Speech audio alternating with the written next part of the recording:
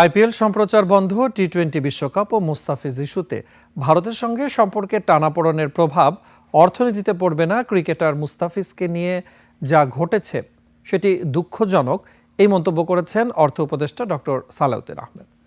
সচিবালয়ে সরকারি ক্রয় সংক্রান্ত উপদেষ্টা পরিষদ কমিটির সভা শেষে গণমাধ্যম কর্মীদের প্রশ্নের জবাবে একথা বলেন তিনি।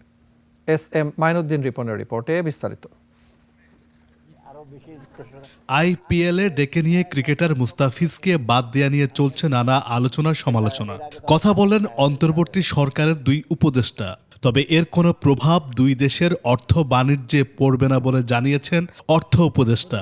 র্যাশনাল ওয়েতে ডিসিশন যেগুলো নিচ্ছি সেটা অর্থনীতির সাথে আমার মনে হয় না, অ্যাটলিস্ট আমাদের পারচেজের ব্যাপারে এগুলো আমার প্রভাব।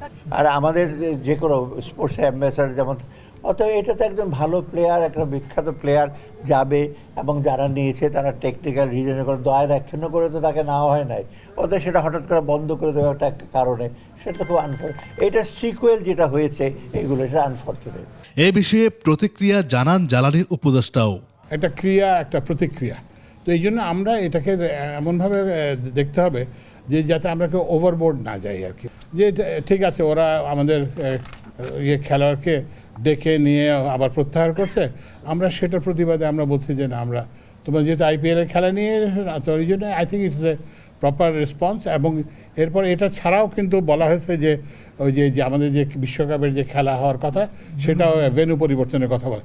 I think the our response have been robust and appropriate. এবং এটা কিন্তু দেখবেন, এটা কিন্তু ওদেরকেও ভাবাচ্ছে। চলমান ইস্যু দুই দেশকেই আলাপ আলোচনার মাধ্যমে সমাধান করতে হবে বলে মনে করেন দুই উপদেষ্টা। প্রধানত ওখান থেকে, যেখান থেকে এটা শুরু হয়েছে সেখানে শুভবুদ্ধির উদয় হবে। এস.এম. মাইনুদ্দিন রিপন, 21 টেলিভিশন, ঢাকা।